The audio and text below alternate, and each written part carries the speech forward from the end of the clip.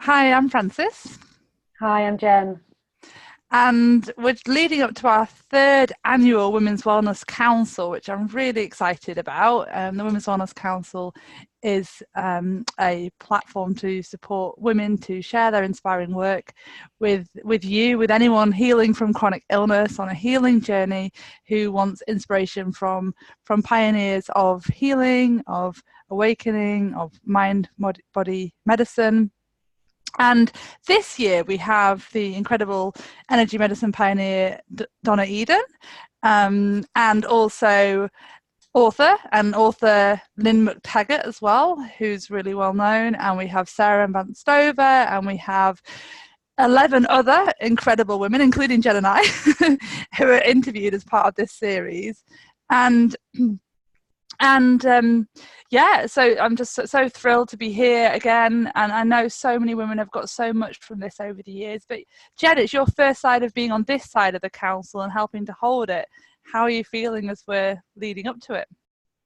Yeah, it's really surreal, and equally wonderful and so exciting because for the last 2 years I have listened in to nearly all of the interviews and had some really life-changing moments actually during the council. I can really credit some of the interviews that I've listened to there with some big shifts for me, some big realizations, and some new techniques that I brought in when I was on my own healing journey, and stuff that I still use today actually. And now I still have notes from those sessions, and I've gone on and looked into maybe some of the work of the women or some of the techniques, and I now use them with my own clients and with the Women's Wellness Circle, which I now hold with you. So it's been just an incredible journey, and I can't believe that we're in year 3 and that I'm here now helping to hold this and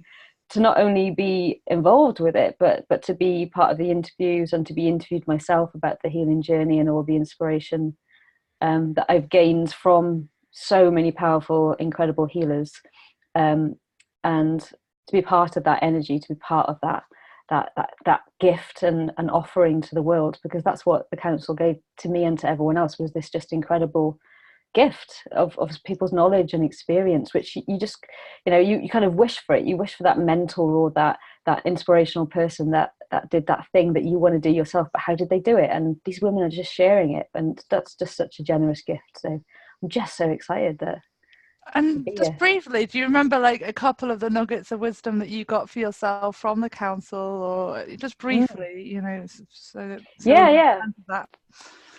absolutely. There was look, well, basically it's like finding my life purpose. Mm. That was one of the major ones from was it last year? Was Elaine Wilkins last year?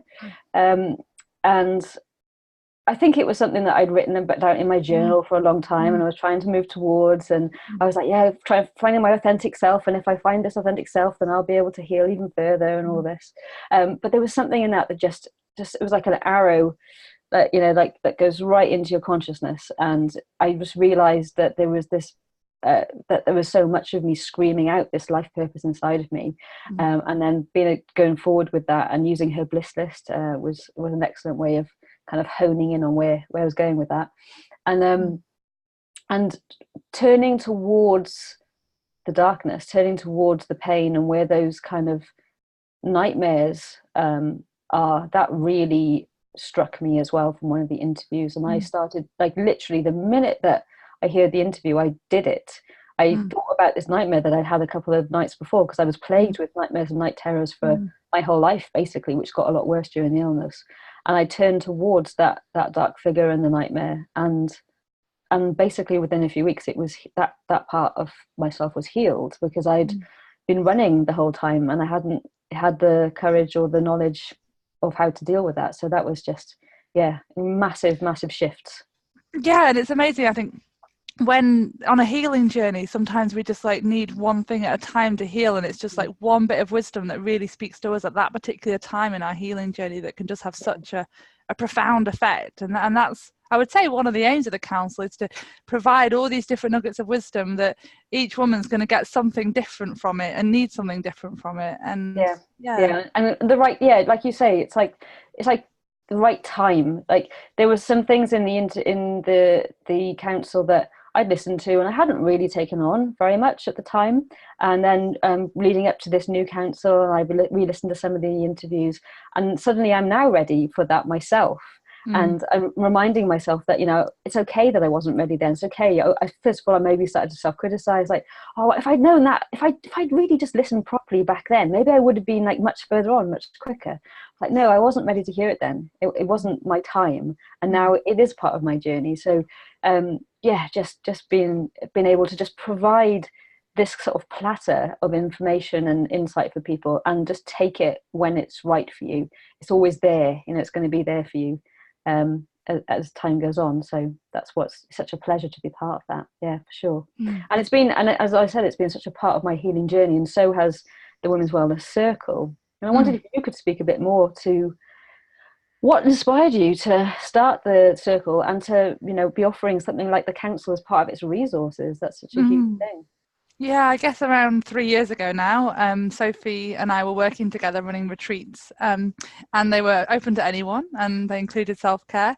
And we suddenly realised that mainly there was women who were attending, and there might be just one man. And we were also both passionate about women's circles ourselves. We were in our own women's circle that we've been in for several years, and just love working with women and learning from women and learning about female leadership, learning about the power of women's circles for healing.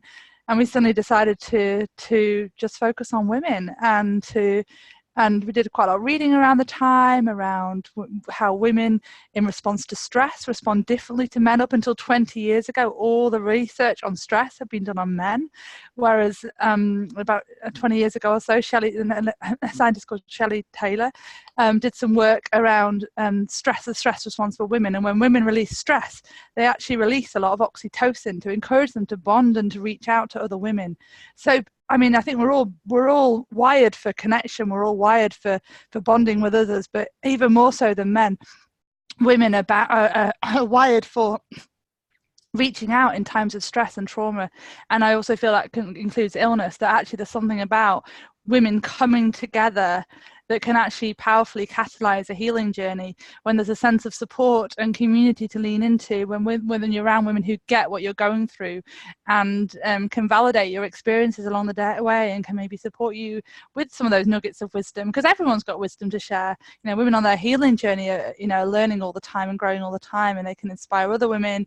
So it's like this evolving process. And so that's what really inspired it. And then we got inspired also about growing more internationally and getting known around the world, and inviting speakers to come and be involved in the council and to share more wisdom to the women, and it's evolved from there really. And I'm really excited. It's the third time we're doing it now, and thousands of women have signed up over the last couple of years, and we've had loads of incredible feedback from women. I've even had women come up to me at festivals and say, thank you for the work you do in the world. Thank you for the women's, you saved my life, that sort of thing. And it's just like, oh, that's amazing. Yeah. So I'm thrilled to be here again offering the council, and it's a joy. And it's also a lot of work behind the scenes, but we're managing that the best we can. Yeah. And we have more of a team this year than Sophie and I have had in the past. So yeah, really grateful for that team and that support, and for all of the women that are gathering right now to come and listen in. And that's the thing, it is going to be broadcast live over the 20th to the 24th of May. So if you haven't signed up already, you can still sign up. There's a sign up link below, and you'll then have an invite into our private Facebook group, where we'll be gathering from now and through the council to discuss all of the amazing sharings, all of the insights, all of the longings that we have. And just like I was talking about, just being able to share that, what is it that really landed for you in these conversations, and how are we going to take this forward? How are we going to commit to ourselves to work with the insights that we have? So we're just really excited to be gathering together. Yeah, and we really recommend as well that during this time that you make some time for self-care. So wherever you can, if you're not working, then schedule that time out just for retreat time for you. If you are working, schedule as much time out of your calendar as you can, just to absorb in the interviews, to relax, to really have time to take in the information and to enjoy it, and to make it a sacred self-care time for you. and we look forward to gathering in circle with you and Yeah. inspiring each other on our journeys. Yeah. See Wishing you you there. well.